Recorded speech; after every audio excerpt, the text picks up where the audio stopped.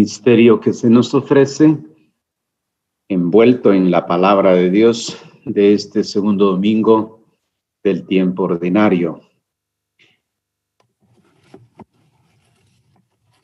Vamos a hacer la oración que tenemos escrita para encomendarnos al Señor. En el nombre del Padre, y del Hijo, y del Espíritu Santo. Amén. Pastor bueno, Padre mío, también tú hoy desciendes de los montes eternos y llevas contigo a tu rebaño a las verdes praderas de hierba fresca y agua buena. Tú hoy manda delante de ti a tu oveja predilecta, al cordero a quien amas con amor inconmensurable. Tú nos das a tu Hijo Jesús, el Mesías. Míralo, está aquí. Te pido que me ayudes a reconocerlo, a fijar sobre él mi mirada, mi deseo, mi esperanza. Haz que yo lo siga, que no me separe de él, que entre en su casa y ahí me quede para siempre. Su casa, oh Padre, eres tú mismo. En ti yo quiero entrar, quiero vivir. El soplo de tu espíritu me atraiga, me sostenga y me una en amor a ti y a tu Hijo, mi Señor, hoy y por todos los siglos de los siglos. Amén. Hagamos una introducción titulándola así: Vocación, el descubrimiento de la propia identidad. La palabra de Dios hoy nos va a ubicar justamente en esa perspectiva. Vocación, es decir, llamado para algo específico. Por eso la tarea en esta lección, que no es completa, sino solamente la reflexión, tendremos el descubrimiento de nuestra propia identidad. Ya lo he dicho más de alguna vez. Nos han dado un nombre en la pila bautismal, consta en los registros civiles, pero el nombre que Dios nos ha dado es la vocación misma que vivimos y que nos, como lo he dicho, nos cuesta encontrar el nombre que el mismo Jesús nos ha dado. Hoy nos acercamos nuevamente a la reflexión de este aspecto. ¿Cómo es que Dios llama y cómo nos identifica y nos llama por nuestro nombre? Entre los varios títulos que la Biblia atribuye a Dios se encuentra también aquel que llama. Con su derecha despliega los cielos, los llama y todos se presentan juntos. Escuchan sus órdenes y cumplen su vocación. Recorren el mundo cantando sus alabanzas. Los cielos proclaman la gloria de Dios. El firmamento pregona la obra de sus manos, según el Salmo 19:2. Nada ni nadie es anónimo delante del Señor, que cuenta el número de las estrellas y llama a cada una por su nombre. Salmo 147:4. Al nombre que Dios atribuye a cada persona corresponde una identidad, una vocación, una misión. Nada de intimista, nada de externo a la persona. Nada que se asemeje a una elección premio por una precedente fidelidad. La vocación no es sino el descubrimiento de aquello por lo cual hemos sido creados. Es encontrar el puesto que hemos sido llamados a ocupar en la creación y en el proyecto de Dios. La vocación no nos ha sido revelada pues a través de sueños, de visiones, sino que la descubrimos mirando dentro de nosotros, escuchando la palabra del Señor que se hace oír, no ver. La palabra que se hace oír, no ver, que se manifiesta en los acontecimientos y habla a través de los ángeles que nos pone a nuestro lado. No olvidando pues que la palabra ángelos, ángeles, significa el mensajero, aquel que le lleva la palabra de Dios. Son los hermanos encargados de interpretarnos sus pensamientos y su voluntad.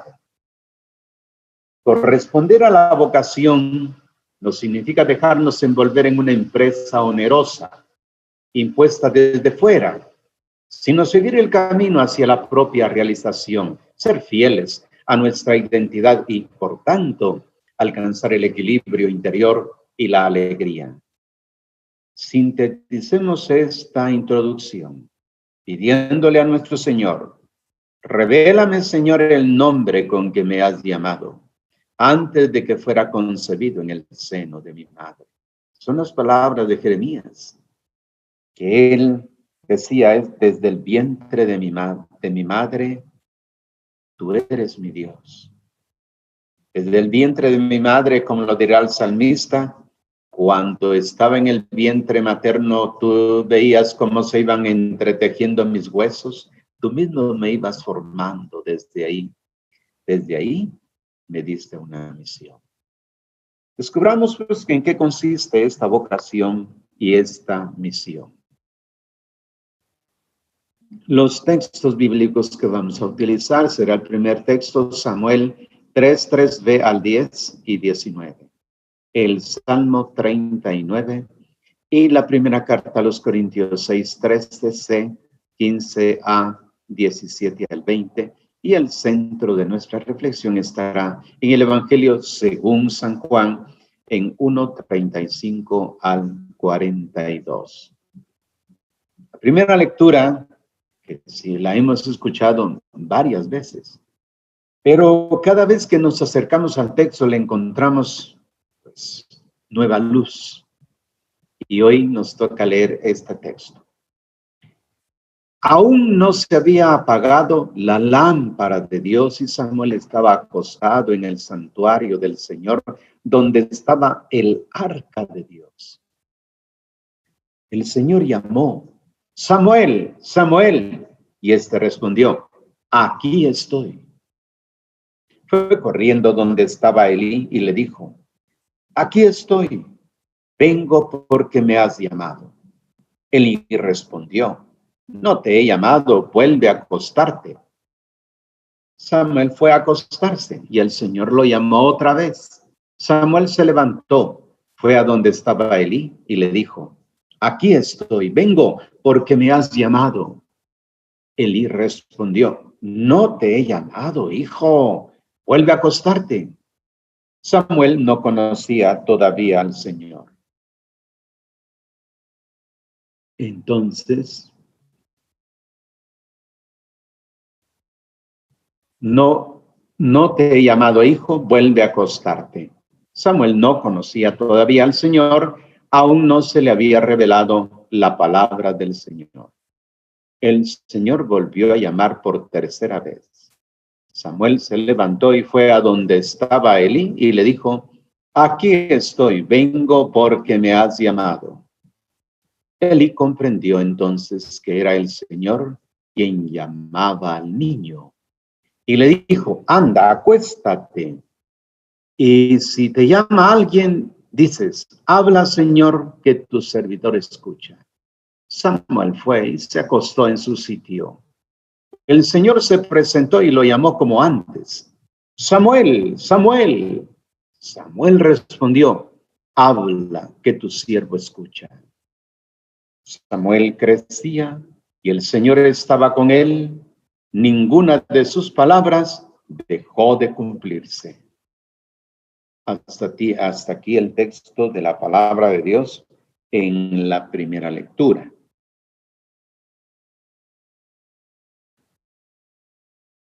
Estamos pues en ahora la gran pregunta después de, bueno, si quieren volvemos al texto para ver diríamos, un poquito repasarlo, porque lo más importante de todo esto es la lectura o la escucha del texto sagrado. Notemos ahora por partes para que nuestra memoria lo capte y que esta palabra pues no solo la oigamos, sino que la imaginemos. Uno de los métodos para acercarnos a la reflexión es la siguiente, es imaginarnos el lugar. Es quizás meternos dentro de los personajes. No simplemente como una información, sino como parte del texto, uno se introduce en el texto. Y este es el sentido que puede tener ahora el que nos acerquemos al texto mismo. Este texto, tal como lo dice ahora, aún no se había apagado la lámpara de Dios. Es que había una lámpara, bueno, actualmente si uno va a una sinagoga judía, naturalmente, encontrará 3 grandes lámparas al fondo, ¿eh? Y siempre en los lugares sagrados está la lámpara de Dios. Si ustedes han observado en nuestros templos, donde está el Santísimo Sacramento, ponemos la lámpara del Santísimo. A esta lámpara se refiere que estaba encendida la lámpara del Señor. Ya el próximo domingo, el tercer domingo, celebraremos nuevamente la introducción de la palabra de Dios y llevaremos también la lámpara. Porque decimos, lámpara es tu palabra para mis pasos y luz en mi sendero. Pues aquí estamos hablando de esa lámpara de Dios. Y Samuel dice, estaba acostado en el santuario del Señor, donde estaba el arca de Dios, el arca que contenía las tablas de la ley, el bastón de Moisés y algunos otros elementos que hacían memoria de la alianza. Por eso dice, estaba cerca donde estaba el arca de Dios. Estamos en un lugar santo, santísimo. Como cuando se va a la capilla y ahí se pone en oración y está a solas con el Señor, así también ahora nos encontramos con Samuel, que está acostado en el santuario del Señor, donde estaba el arca de Dios. En ese silencio, en esa soledad, el Señor llamó a Samuel. Oye sus palabras y él confunde la voz, confunde el llamado. Piensa que lo está llamando Elí, el sacerdote. Por eso a él le va a responder. Por eso el verbo dice, fue corriendo a donde estaba Elí. Y le dijo, aquí estoy, vengo porque me has llamado. Elí respondió, no te he llamado, vuelve a acostarte. Porque él pensó que quien lo llamaba era el sacerdote, pero Elí es claro en decir, no soy yo. Por eso en el siguiente texto, dice, fue a acostarse y el Señor lo llamó otra vez. Samuel se levantó, fue a donde estaba Elí y le dijo, aquí estoy, vengo porque me has llamado. Elí respondió, no te he llamado, hijo, vuelve a acostarte. Samuel no conocía todavía al Señor, aún no se le había revelado la palabra del Señor. Necesitaba una ayuda. La palabra de Dios le iba llegando, pero él no distinguía quién lo llamaba. El Señor volvió a llamar por tercera vez. Samuel se levantó y fue a donde estaba Elí. Noten ustedes que las 3 veces él va a donde está el sacerdote. Y le dijo, aquí estoy, vengo porque me has llamado. Entonces Elí, que es el director, diríamos, espiritual, el acompañante, le dice, él comprendió entonces que era el Señor quien llamaba al niño. Y le dijo, anda, acuéstate y si te llama alguien, dices, habla, Señor, que tu servidor escucha. Samuel se fue y se acostó en su sitio. anda y acuéstate. Está el imperativo de parte del sacerdote Eli, anda y haz esto. No es si tú quieres, no, anda y haz esto. Y si alguien te dice, pues ahora le vas a responder, habla, Señor, que tu servidor, tu gran siervo, está en la escucha, está dispuesto a obedecer tu palabra. Por eso Samuel fue y se acostó en su sitio. El acto de la obediencia está ya planteado aquí para decirnos, miren, para saber escuchar la voz de Dios hay que saber entender, obedecer a aquel que le comunica la palabra. El Señor se presentó y lo llamó como antes. Samuel, Samuel. Samuel respondió, habla, que tu servidor escucha. Samuel crecía y el Señor estaba con él. Ninguna de sus palabras dejó de cumplirse. Notarán ustedes mucha similitud con el Evangelio según San Lucas, cuando habla del niño Jesús, que también Jesús fue al templo y allá habló de su padre y dice, y el niño crecía en gracia, en estatura y en sabiduría ante Dios y los hombres. Como notan, el texto lucano toma algunos elementos de muchos autores del Antiguo Testamento. Bien, una vez que ya tenemos el texto, nos lo hemos imaginado, tratamos de rumiar esta palabra, ahora vamos a un breve comentario. ¿Qué nos dice el texto? ¿Qué dice el texto? Samuel, vamos, un contexto histórico. Samuel, una de las figuras eminentes del Antiguo Testamento, vivió en un tiempo de grandes cambios políticos, sociales y religiosos. Hacía más de un siglo que los filisteos, llegados de las islas del Egeo, se habían instalado a lo largo de la costa, habían ocupado las llanuras fértiles de la tierra de Canaán y obligado a Israel a vivir en las montañas en donde la tierra era árida y pedregosa. ¿Cómo hacer frente a estos vecinos cada vez más agresivos y prepotentes? La empresa parecía desesperada porque las tribus hebreas estaban divididas y cada uno hacía lo que le parecía bien. Eso usted lo encuentra en el texto del libro de los Jueces, en capítulo 21, versículo 25. Fue en aquel tiempo de transición, de confusión social y política, inmediatamente antes de la llegada de la monarquía, cuando el Señor llamó a Samuel para guiar a su pueblo. O sea, cuando Dios llama, lo hace en un contexto social, político, cultural, concreto, porque es en ese momento en que tiene que actuar.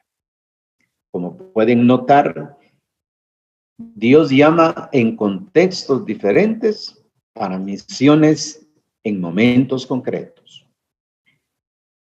Uno está acostumbrado a seguir tradiciones. Uno está acostumbrado que hay que conservar como en un museo lo que se ha vivido en la iglesia. Y no se puede dejar de hacer lo mismo que nuestros antepasados vivieron en el siglo XVII, siglo XVIII, siglo XIX, siglo XX.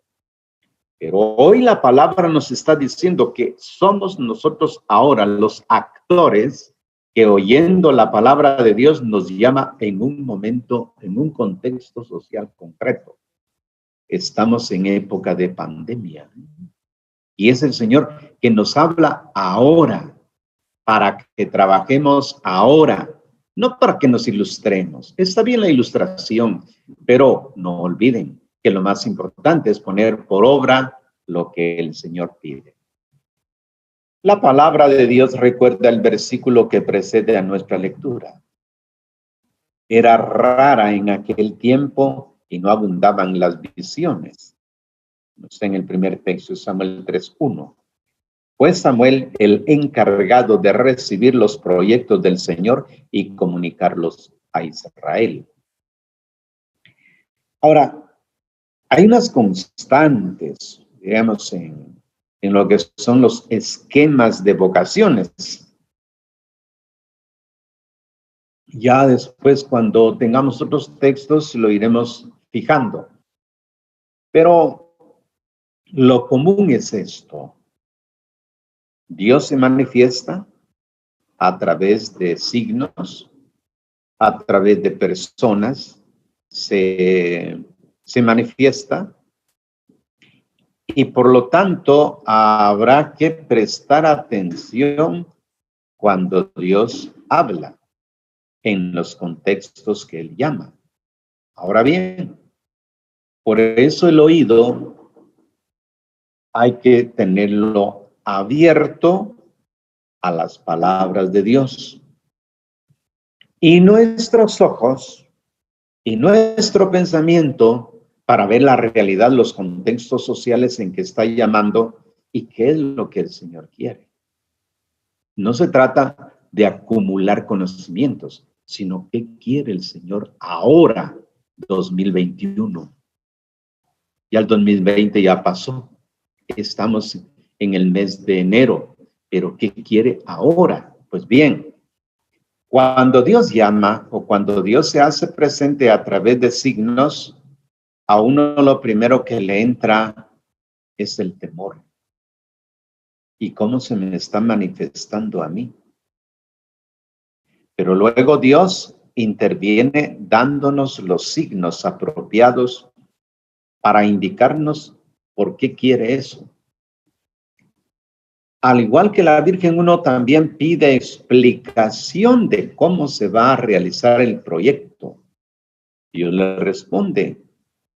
Y luego le queda a uno la libertad para decir sí o no.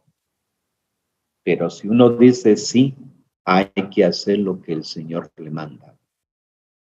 No es eso de decir, ay, sí, yo como amo al Señor y yo a Él que le es. No. Si le ama, es porque cumple su palabra. Porque obras son amores y no buenas razones. Entonces, ya teniendo en mente eso, seguimos este esquema.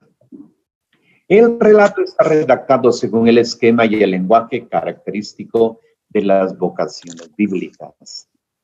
Los detalles parecen muy realistas y concretos, sin embargo, sería un error tomarlos pues al pie de la letra.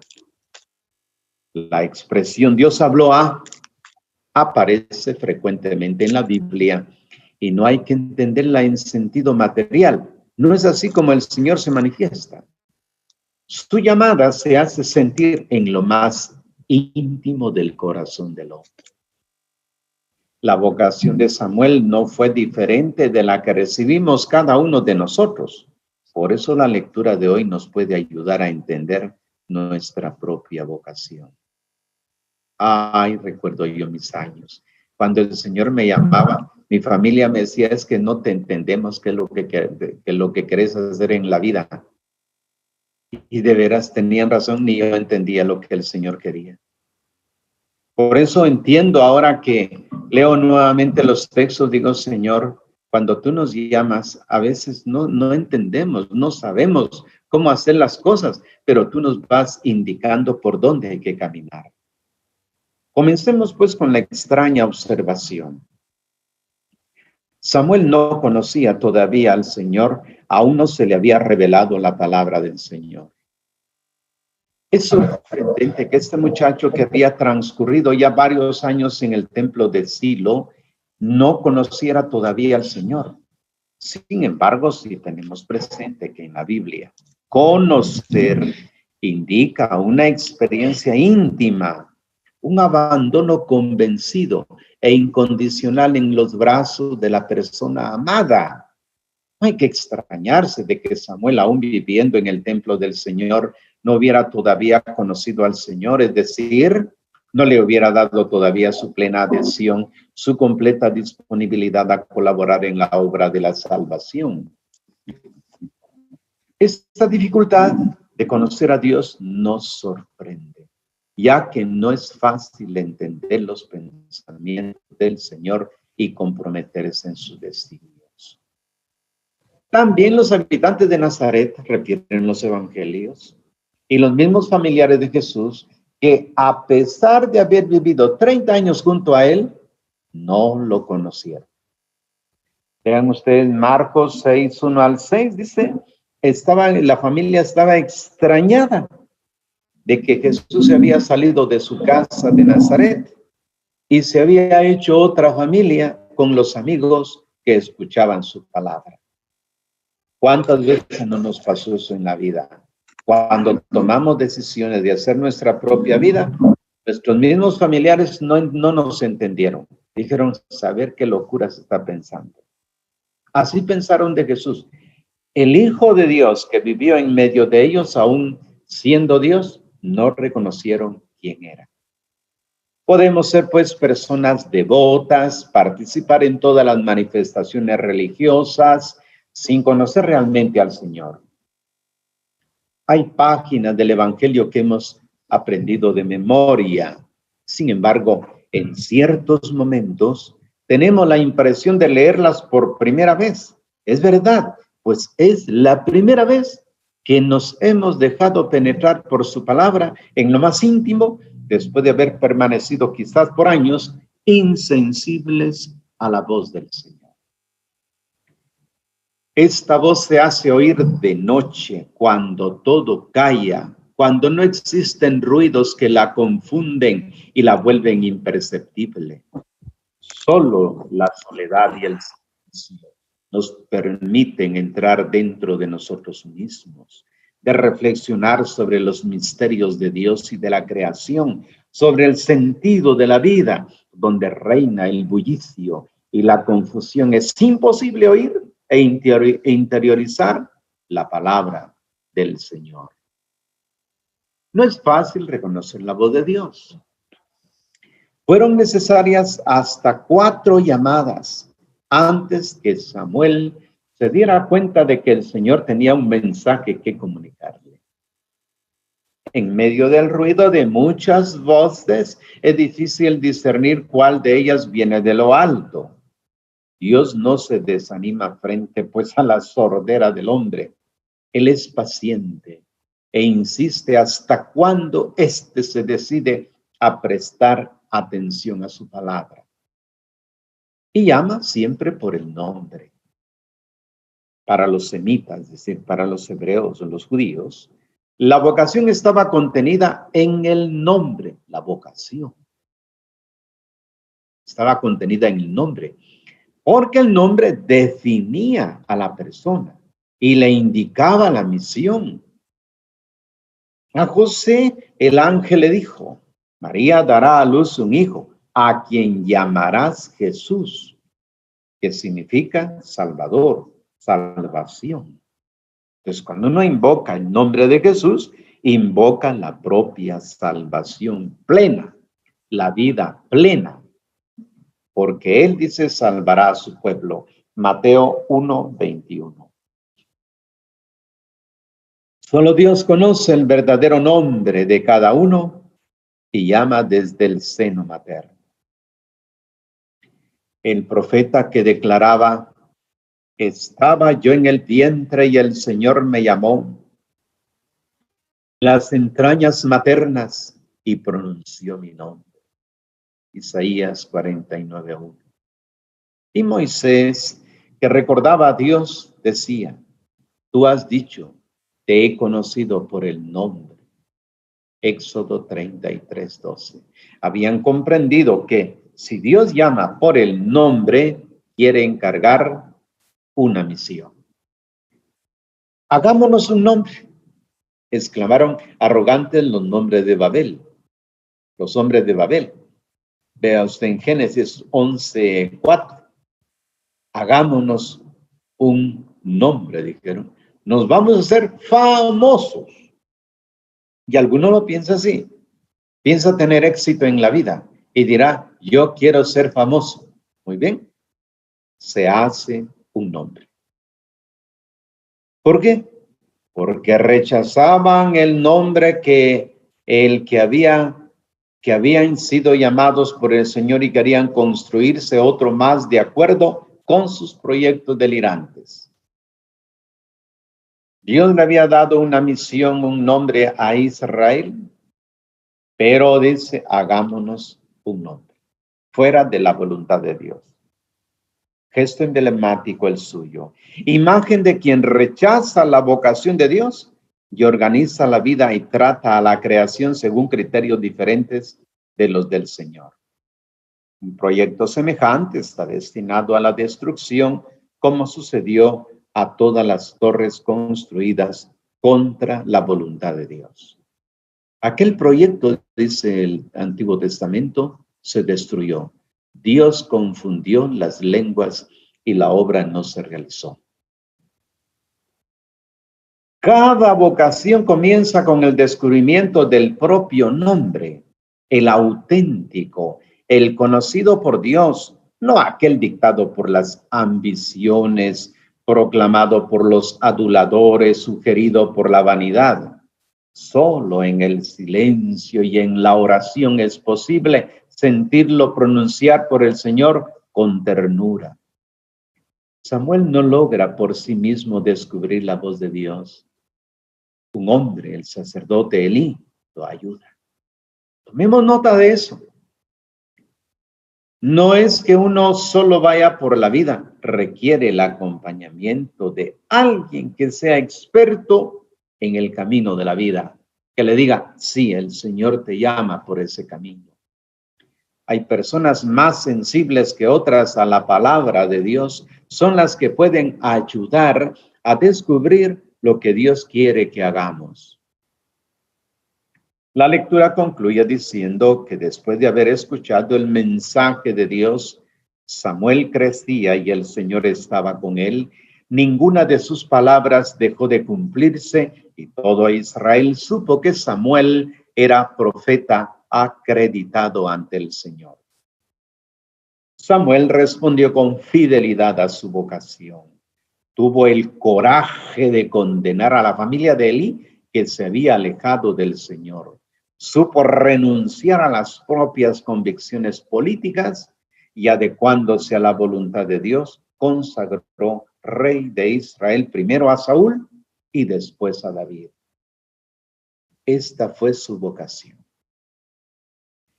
Bien, entonces nos damos cuenta de que Dios nuestro Señor pues utiliza distintos medios para hacer llegar a conocer a la persona su propia vocación. Ya desde aquí que yo quedo inquieto. Siempre me he puesto a pensar, Señor, ¿no será que uno se equivocó de camino y que yo me metí a esto a saber por qué razones? Pero con el tiempo uno se va dando cuenta de que realmente el Señor lo llama. Me imagino también en el matrimonio que a lo largo de la vida también entran en duda. ¿No será que me equivoqué? ¿No era este mi camino, el matrimonio? Uno se hace estos cuestionamientos, pero el Señor es el que nos va a confirmar si esta vocación es real, si uno en realidad es consciente de llevar adelante el papel de su propio llamado.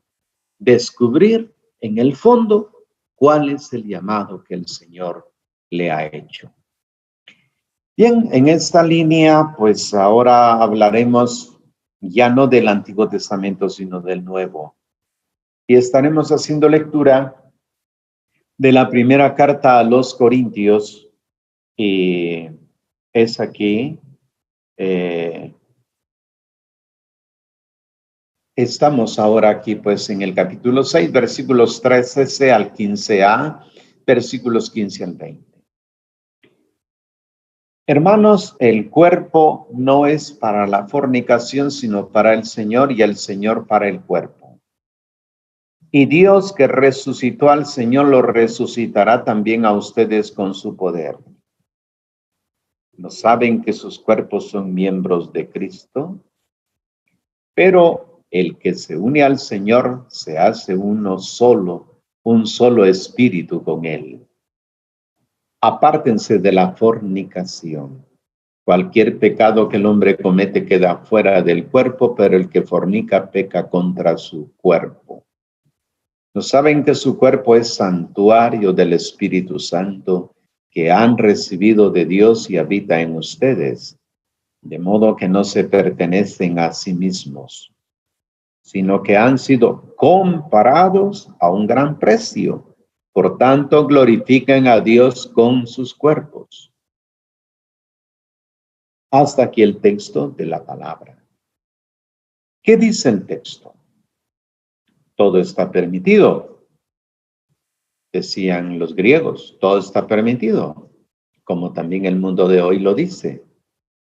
¿Por qué abstenerse de lo que da placer? La necesidad sexual, como la del alimento, hay que satisfacerla sin importar el cómo. Hemos oído ciertas frases semejantes de quienes buscan justificar de algún modo comportamientos desenvueltos en el terreno moral. De los dos versículos que preceden al pasaje de la lectura de hoy, se deduce que también en Corinto circulaban opiniones semejantes. Todo me está permitido, sostenían algunos. Los alimentos para el vientre y el vientre para los alimentos, pensaban otros. En toda la cuenca mediterránea, Corinto era conocida por el libertinaje de las costumbres. Con 2 puertos de mar, ofrecía a turistas, comerciantes y marineros todo tipo de distracciones. Su reputación como ciudad del pecado viene confirmada por la afirmación del historiador Estrabón, quien aseguraba que en la Acrópolis habían más de 1000 prostitutas sagradas. Exagerada, ciertamente. Sin embargo, las expresiones comportarse a la manera de los corintios para indicar una vida disoluta y muchacha de Corinto como sinónimo de meretriz respondían a hechos concretos. En esta metrópolis no era fácil comportarse de manera coherente con el Evangelio y de hecho algunos miembros de la comunidad cristiana cedían a los encantos de las prostitutas sagradas, se abandonaban a comportamientos inmorales. Cuando se entera de la situación, Pablo decide afrontar con claridad el problema de los abusos sexuales. Las razones que aduce a su carta no son quizás las que nosotros hubiéramos esperado. Ninguna amenaza de castigos divinos, ninguna referencia a consecuencias nefastas, aunque reales y a menudo dramáticas, para los culpables y sus familias. La condena de la fornicación, entendida como ejercicio de la sexualidad fuera del matrimonio, es la conclusión de consideraciones teológicas y de la tradición bíblica que considera el acto sexual como la unión total de dos cónyuges en una sola carne. La fornicación, sostiene Pablo, es incompatible con la vida del bautizado, sobre todo porque el cuerpo del cristiano pertenece al Señor y por tanto solamente puede ser entregado a quien el mismo Señor ha decidido que sea ofrecido definitivamente, es decir, al esposo y a la esposa en la institución conyugal. Un uso diferente del propio cuerpo constituye una injusticia, un robo con respecto a Dios. Es también un sacrilegio porque a través del bautismo han sido unidos a Cristo, forma con él un único cuerpo y la fornicación prostituye un miembro de ese cuerpo sagrado. Es también pues una profanación. El cuerpo del cristiano es sagrado como un templo porque en él habita el Espíritu Santo. Habita no en sentido material, sino que está presente con su fuerza, con su acción constante que anima la vida, suscita nuevos pensamientos, guía los sentimientos y produce gestos de amor. Bien, entonces la segunda lectura, ustedes ya lo saben, por principio. No siempre coincide con la primera y el Evangelio. Esta lectura es una lectura continuada que va sola. La segunda lectura. En cambio, entre la primera lectura y el Evangelio, sí hay una estrecha relación. Acerquémonos pues al Evangelio. Si en la primera parte nos hemos acercado a la vocación, pues ahora también aquí estaremos hablando de un texto vocacional. El Evangelio según San Juan en capítulo 1, versículos 35 al 42. Al día siguiente estaba Juan con 2 de sus discípulos.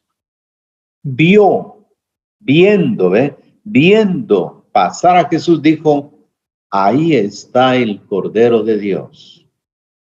Los discípulos, al oírlo hablar así, siguieron a Jesús. Jesús se volvió y al ver que los seguían les dijo: ¿qué buscan? Respondieron: Rabí, que significa maestro. ¿Dónde vives? Les dijo: vengan y vean. Fueron, vieron dónde vivía y se quedaron con él aquel día. Eran las 4 de la tarde. Uno de los 2 que habían oído a Juan y habían seguido a Jesús era Andrés, hermano de Simón Pedro. Andrés se encontró primero a su hermano Simón y le dijo: hemos encontrado al Mesías, que traducido significa Cristo. Y lo condujo a Jesús. Jesús lo miró y dijo: tú eres Simón, hijo de Juan. Te llamarás Cefas, que significa piedra. Pedro, que significa Pedro, piedra. Volvamos entonces a nuestro texto, quizás ya imaginándonos un poco el lugar, a los personajes, y de ahí vamos a encontrar pues ya la misión, la vocación, misión de los apóstoles y de cada uno de nosotros. Al día siguiente estaba Juan con 2 de sus discípulos. Al día siguiente, ¿de qué se pregunta uno? Lo primero que nos vamos a preguntar. Viendo pasar a Jesús, viendo, es decir, la mirada, los tipos de miradas que hay, miradas superficiales, miradas profundas, se dan ante los acontecimientos. ¿Cuántas veces uno se equivoca, va? Ve a la persona que va y según uno las ve, así interpreta a dónde van. Y puede que no se equivoque. Viendo pasar a Jesús, dijo en este caso, Juan, dijo: ahí está el Cordero de Dios. Notemos que es Juan quien señala que Jesús es el Cordero de Dios. Ahora veamos la reacción de los discípulos de Juan. Los discípulos, al oírlo hablar así, siguieron a Jesús, porque Juan había dicho que era el Cordero de Dios. Naturalmente no es una historia la que nos están narrando, es una teología del llamado. Pero ya desde ahora comienza a indicarnos que los discípulos, habiendo oído que Jesús era un cordero, no era una fiera, no era un lobo, sino un cordero, le siguieron. Pero Jesús se volvió y al ver que los seguían les dijo: ¿qué buscan? Notemos bien las palabras de Jesús, que les dice: bueno, ¿y ustedes qué buscan? Y ellos respondieron: Rabí, que significa maestro. Juan había dicho que él era el Cordero. Y en cambio los discípulos lo identifican como su maestro. Y no le preguntan qué enseña, sino dónde vive, cómo vive. Y la respuesta de Jesús es esta: vengan y vean. Fueron, el verbo ir. Fueron, vieron, verbo ver. Fueron, vieron dónde vivía y se quedaron con él aquel día. Eran las 4 de la tarde. Qué hermoso. A ellos no se les olvidó que era al terminar la tarde, eran las 4 de la tarde. Porque ya a las 5 de la tarde ya era horario del siguiente día. Terminan el día y se han encontrado con él. Uno de los dos que habían oído a Juan y habían seguido a Jesús era Andrés, hermano de Simón Pedro. Andrés encontró primero a su hermano Simón y le dijo: hemos encontrado al Mesías, que traducido significa Cristo. Juan lo había llamado el Cordero. Ellos le habían llamado el Maestro. Y ahora que han estado con él, van a comunicarle a Simón de que aquel que han encontrado es el llamado Mesías, y a un tercer nombre. Ahora Jesús, y lo condujo hacia Jesús, dice, fue Andrés el que se llevó a su hermano y lo fue a presentar ante Jesús. Ahora el verbo que se utilizará, Jesús lo miró y dijo: tú eres Simón, hijo de Juan, te llamarás Cefas, que significa piedra. Pedro, piedra. Ahora uno se pregunta, Jesús lo miró, ¿dónde? En lo profundo de lo que Pedro era capaz de hacer. Ahora le dirá, tú eres Simón, hijo de Juan. Pero cuando uno escucha, bueno, ya más adelante vamos a explicar este cambio de nombre y de qué Juan se trata. Bueno, te llamará Cefas, que significa Pedro, piedra. Ahora acerquémonos al sentido del texto. Juan narra la vocación de los primeros apóstoles de manera diferente a los sinópticos. El cuarto evangelio, de hecho, no coloca la escena de la llamada junto al mar de Galilea, sino a orillas del río Jordán. Como explicamos hace 8 días, el significado del Jordán, y ayer en la Santa Misa hacíamos memoria de esto, el significado. Un día el Bautista, que se encontraba ahí con 2 de sus discípulos, fijando la mirada en Jesús que pasaba, exclamó: ahí está el Cordero de Dios. No era la primera vez que lo llamaban con este nombre. También el día anterior, ahora sí sabemos de qué se trata, porque dice al día siguiente. Pero aquí dice, también el día anterior se había referido a él de la misma manera y había añadido un solemne testimonio. Contemplé al Espíritu que bajaba del cielo como una paloma y se posaba sobre él. Yo lo he visto y atestiguo que él es el Hijo de Dios. El pasaje de hoy hay que leerlo prestando atención a todos los detalles y matices lingüísticos. Juan, de hecho, selecciona con minuciosidad cada palabra y cada imagen. He aquí el primer detalle a tener en cuenta. El Bautista estaba todavía allí. Versículo 35. En el mismo lugar donde se encontraba el día anterior, en Betania, Betabara, ¿recuerdan? Al otro lado del Jordán. Jesús se puso en movimiento, había iniciado su camino, pasaba, se había iniciado su camino. Juan, por el contrario, estaba parado, había concluido su misión, la de señalar al Mesías. Entregaba a Jesús sus propios discípulos y aceptaba desaparecer. Él debe crecer y yo debo disminuir. Miren qué vocación de Juan. Primero tuvo unos discípulos que se los entrega a Jesús, porque él sabe de que la misión está cumplida. Hasta el verbo griego empleado por el evangelista para describir la percepción que el Bautista ha tenido de Jesús es significativo. Emblepein, que no significa solamente fijar la mirada, sino mirar hacia adentro, penetrar, contemplar lo íntimo de una persona.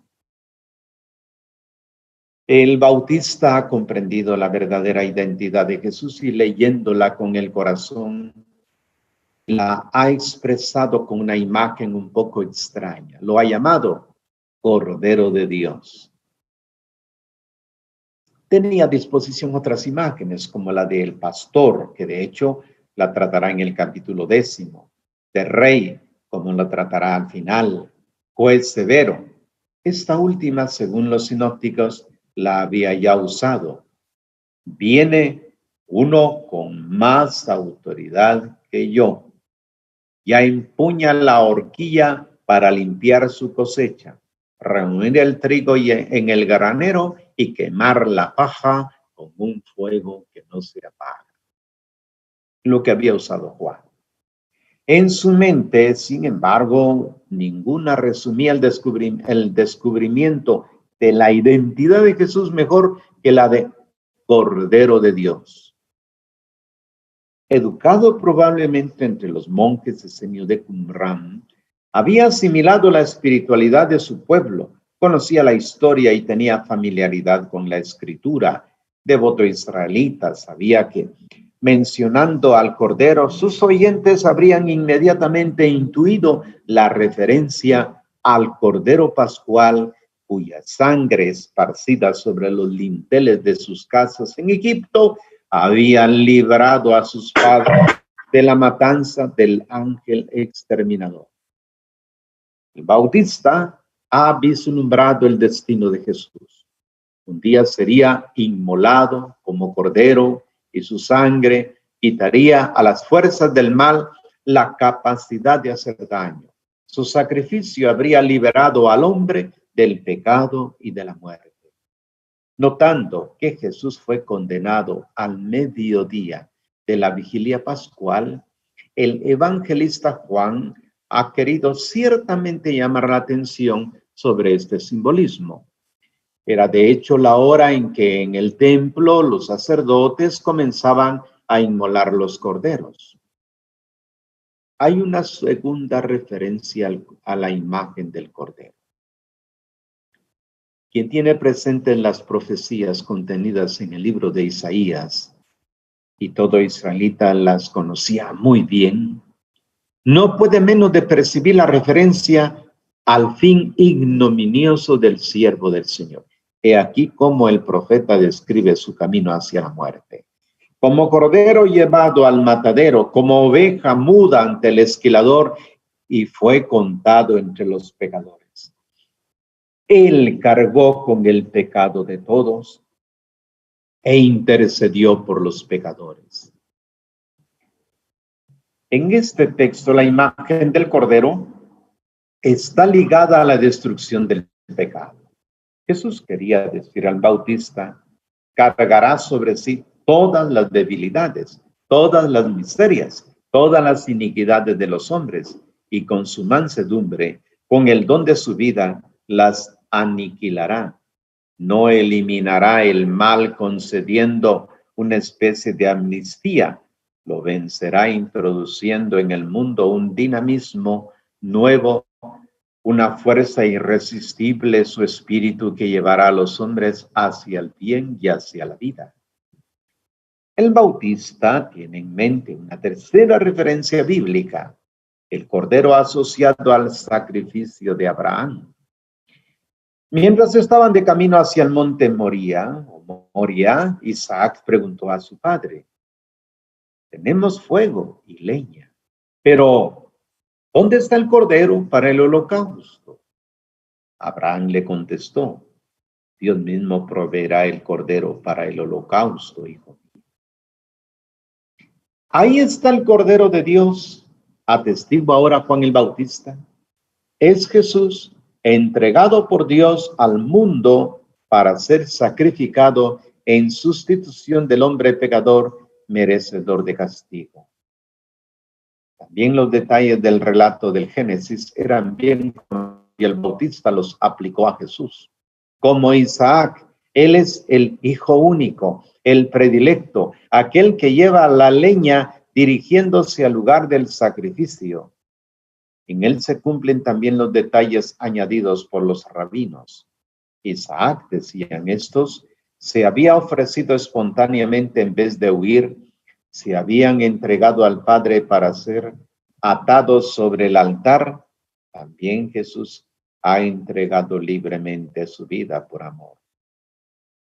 Llegados a este punto, hay que preguntarse si de verdad el Bautista había tenido presente todas estas referencias bíblicas, cuando por 2 veces dirigiéndose a Jesús había declarado: aquí está el Cordero de Dios.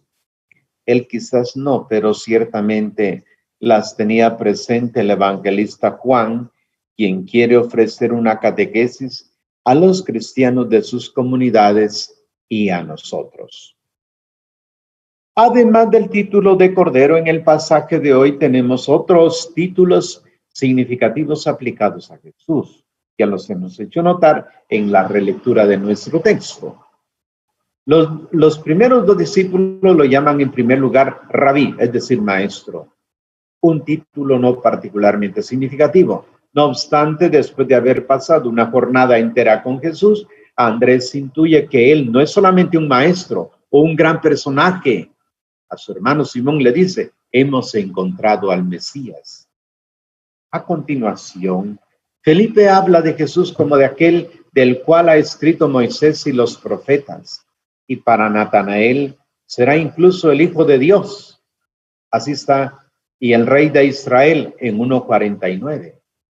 Así que no solo se habla de que sea el Cordero de Dios, que sea el Maestro, que sea el Mesías, sino que también dirá ahora en 1:49 que Jesús es el Hijo de Dios. Y lo ha dicho un gran sabio, un investigador de la Escritura, Natanael. Y ha dicho de él que es el Hijo de Dios, el Rey de Israel. Así presentados los nombres de Jesús, no basta pues un encuentro furtivo con Jesús para descubrir su identidad. Es necesario permanecer con él, pasarla entera la jornada, es decir, cada instante de la vida. ¿Dónde? En su casa. Las palabras que Jesús dirige a los 2 que lo siguen. ¿Qué busca? Son palabras que entran a mi corazón. ¿Qué buscas, Antonio? Son las primeras que pronuncia en el Evangelio de Juan.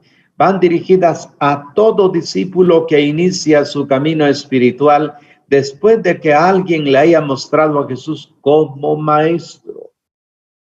El discípulo debe preguntarse qué espera de Cristo, pues podría albergar ilusiones pasajeras y alimentar vanas esperanzas. En la segunda parte del pasaje, el grupo de discípulos comienza a ampliarse. Los 2 que han ido en pos de Jesús, que han visto y permanecido con él y han llegado a una comprensión más profunda de su identidad, ahora no pueden guardar para ellos solos el descubrimiento que hicieron, sienten la urgente necesidad de comunicarlo a otros. Andrés, el primero que en el Evangelio de Juan reconoce a Jesús como Mesías, le habla a su hermano Simón y lo conduce al maestro, quien fijando la mirada en él exclama: tú eres Simón, te llamarás Cefas, que quiere decir Pedro. Aquí se emplea por segunda vez el emblepein, es decir, una mirada profunda. Son las 2 únicas veces que en el Evangelio de Juan aparece este verbo. Primero el Bautista ha mirado dentro de Jesús. Ahora es Jesús quien, con la mirada de Dios, penetra el corazón de Pedro. Consolida su nueva identidad y le da el nombre que define su misión. Para los pescadores del lago, Simón era el hijo de Juan. Para Jesús y para Dios, él se llama Pedro, porque su vocación es ser piedra viva que mantiene sólida la iglesia en la unidad de la fe. Hemos hecho pues una reflexión sobre estas llamadas. ¿Qué quiere el Señor de nosotros? Si lo identificamos como el Cordero de Dios, la llamada que nos hace en la presentación el Evangelio de Juan es a saber ofrecer nuestra vida como un cordero que es entregado al sacrificio. Y por lo tanto debe responder a esa vocación, consagrados a servirle a Él. Lo segundo, ha sido titulado como el Maestro. Si Él es nuestro Maestro, ahora al iniciar el año, también estamos recordando de que ya nos hemos inscrito al colegio, a la universidad, para seguir instrucciones y aprender contenidos. También el Maestro Jesús en este año litúrgico nos va a enseñar. También le llamaremos el Mesías, el ungido que gobierna. Le llamaremos el Hijo de Dios, como le llamó Natanael, el Rey de Israel. Todo este camino está por abrirse, que luego continuaremos con el Evangelio según San Marcos. Démosle gracias al Señor por este regalo que nos ha hecho en este día de ofrecernos su palabra. Padre, te doy gracias por haberme concedido la presencia de tu Hijo Jesús en las palabras luminosas de este Evangelio. Gracias por haberme hecho escuchar su voz, por haber abierto mis ojos para reconocerlo. Gracias por haberme puesto en el camino para seguirlo y entrar en su casa. Gracias porque puedo morar en Él y Él, en Él y por Él, y contigo estáis en mí. Gracias por haberme una vez más llamado, haciendo nueva mi vida. Haz de mí, te ruego, un instrumento de tu amor, que yo no deje nunca de anunciar al Cristo que viene, que no me avergüence, no me cierre, no me apague, sino que me vuelva siempre más feliz por llevar a Él, a los hermanos y hermanas que tú me haces encontrar cada día. Amén. Bien. Terminamos nuestra presentación y abrimos la posibilidad de aquellos que quieran comentar, hacer una pregunta de lo que se ha presentado en esta presentación de la lectura del próximo domingo.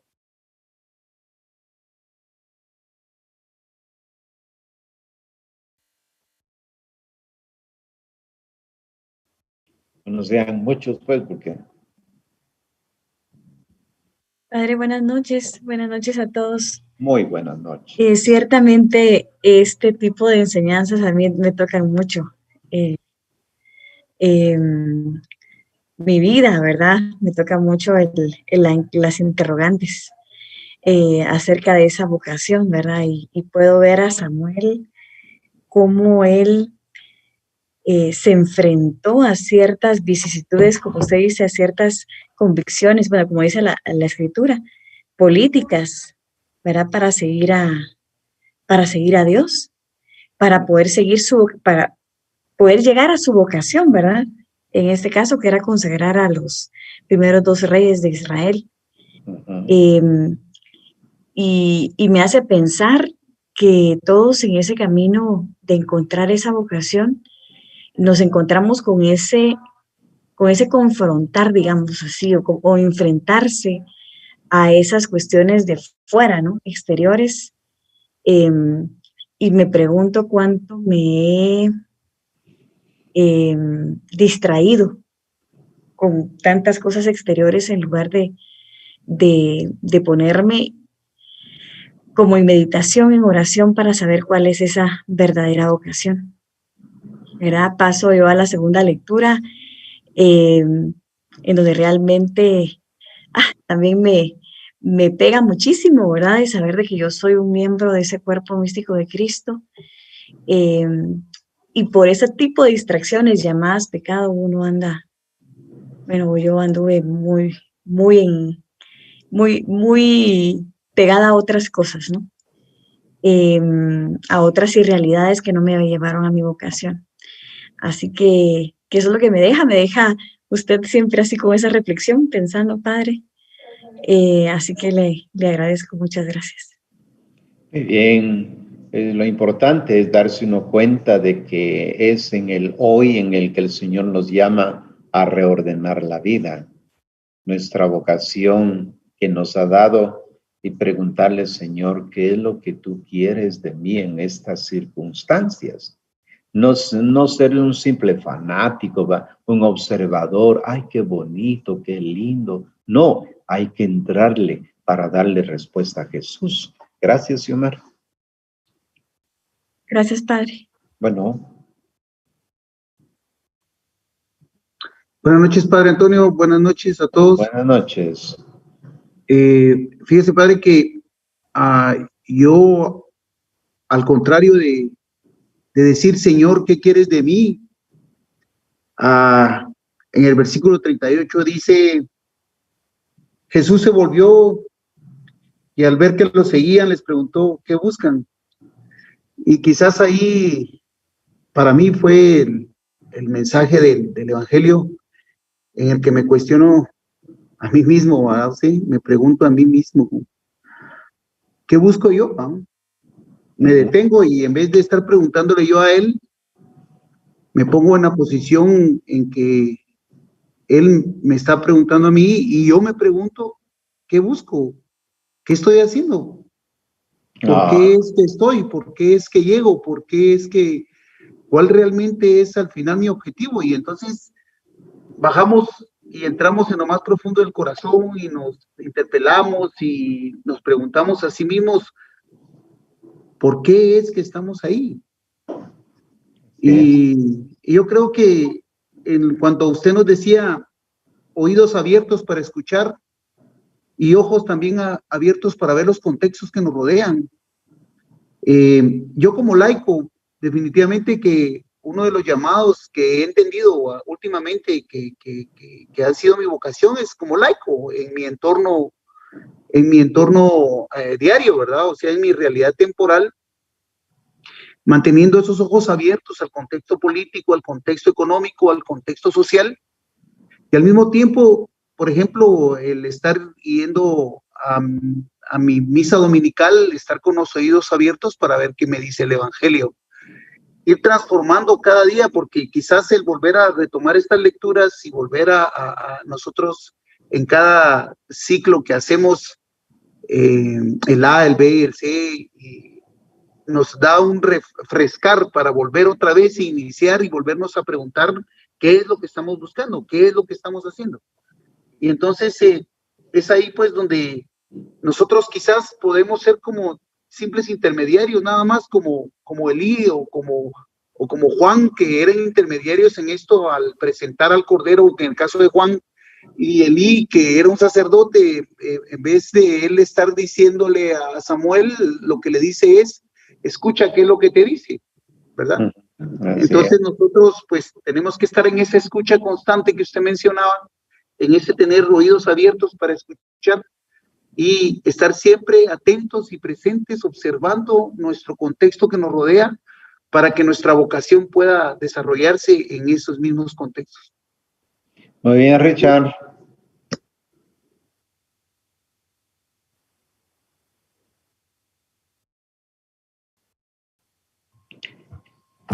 Padre, buenas noches. Buenas noches. Y a todos, muy buenas noches.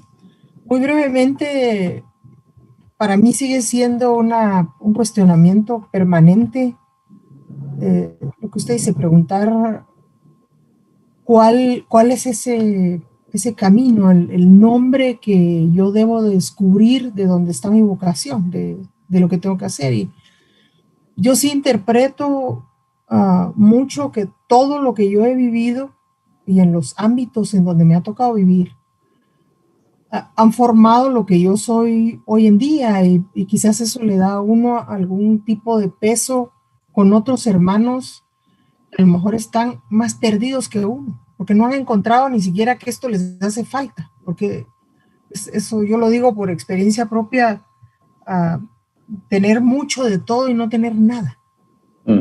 Y encontrar adentro de la riqueza de irse formando, como usted bien lo decía, no en la literatura ni en comerse los libros, sino en abrir realmente el espíritu a que todo esto que yo recibí de Él a manos llenas, ¿cómo voy y lo devuelvo a la primera pregunta, al primer textito que está en la interpretación de la Lectio Divina hoy, en lo que estamos revisando, en el pan de la palabra?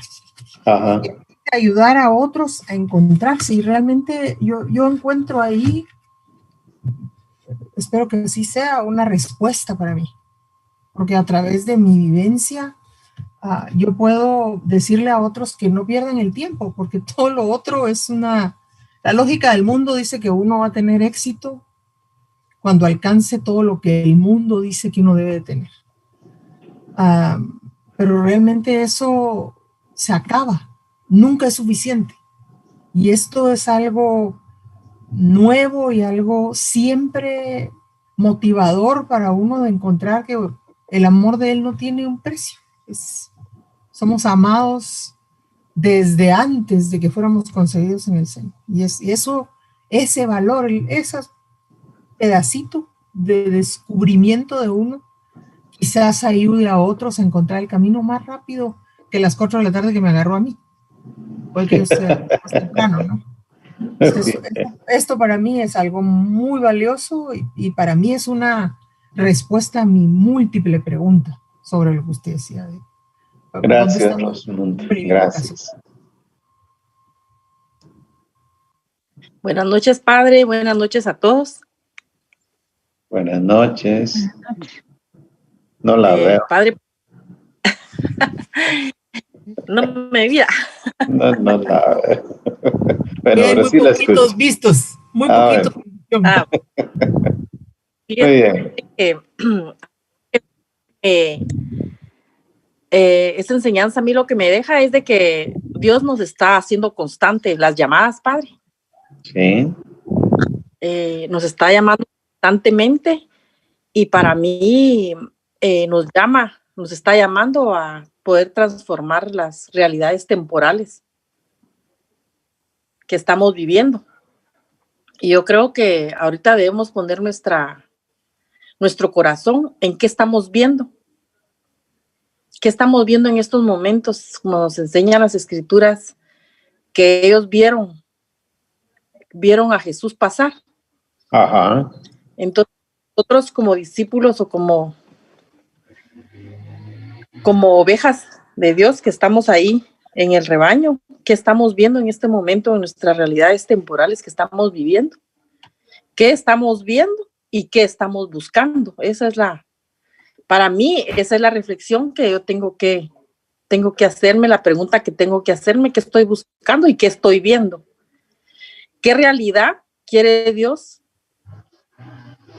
en que yo me incluya y pueda transformar? Ese es el llamado para mí más importante en estos momentos. Pues sí, muy bien. Pues, la que me deja a mí esta enseñanza. Muy bien, Irmita. Gracias a Dios, ¿verdad? Que el Señor le va iluminando cuál es la pregunta que para su vida hoy por hoy es importante. Así es, Padre. Muchas gracias. Bueno, para servirle.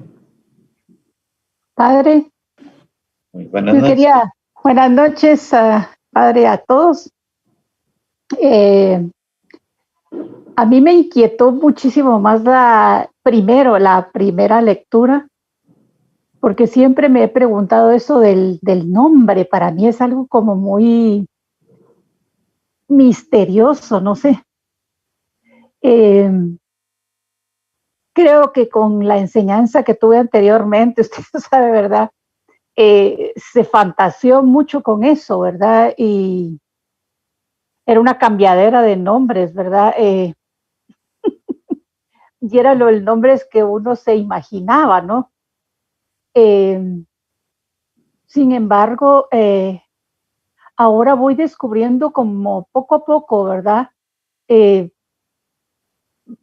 Más ya a la luz del Evangelio y todo lo leído hoy, cómo la voluntad de Dios se muestra en mi vida como a pocos, no como que yo tuviera un plan o algo así tan fuerte como, por ejemplo, Samuel, ¿verdad? Que ya fue profeta del Señor y eso era, y en esos casos a mí me es como bien fácil ver cuál es el llamado. Tú eres Pedro y sobre esta piedra edificar mi iglesia. Pero probablemente a mí me toque descubrir cada día. O sea, primero mi identidad. O sea, mi identidad es, soy mujer, soy católica, soy bautizada. Y me toca vivir la realidad de mi bautismo. Esa es mi primera misión. Ajá. Mi misión más importante en este mundo es vivir el bautismo al que fui llamada, ¿verdad? Ser cristiana. Y también mi vocación, como la vocación universal de todo cristiano, es ser santa. No sé si ando perdida en cuanto a la vocación, porque lo identifico más en ese plano que en el de hacer como que le dijera, como antes, que yo decía, mi vocación es ir por todas las naciones y predicar el evangelio, por ejemplo, ¿verdad? Ahora siento que voy descubriendo como cada día qué quiere Dios hoy de mí, y es como más sencillo, como lo que se me presenta en cada momentito, cómo quiere el Señor que actúe en esto, cómo veo esto que se está presentando, cómo reacciono a esto de acuerdo a la voluntad de Dios, es decir, para agradarle a Dios, para hacer lo que Él quiere. No sé si es esto también, o a esto se le puede llamar también vocación, pues. Sí, es que en cada momento de la historia personal, Dios se va manifestando de diferentes formas. En otro tiempo usted pudo vivir otra misión, pero ahora en el estado en que se encuentra, tiene una misión específica. Es la propia santificación. Pero ya usted lo había dicho, pues se pensaba de que era la predicadora, pues que iba por el mundo. Pero ahora ha descubierto que en su estado actual usted requiere de la santificación personal, y este es realmente el objetivo. Como decía San Pablo, sean santos porque sin santidad nadie verá al Señor. Así es. Gracias, Padre. Bueno. Gracias. Linda enseñanza, Padre. Gracias.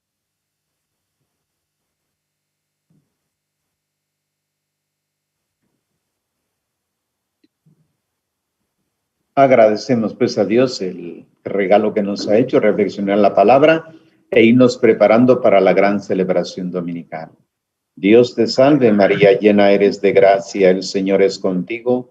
Bendita eres entre todas las mujeres y bendito es el fruto de tu vientre, Jesús.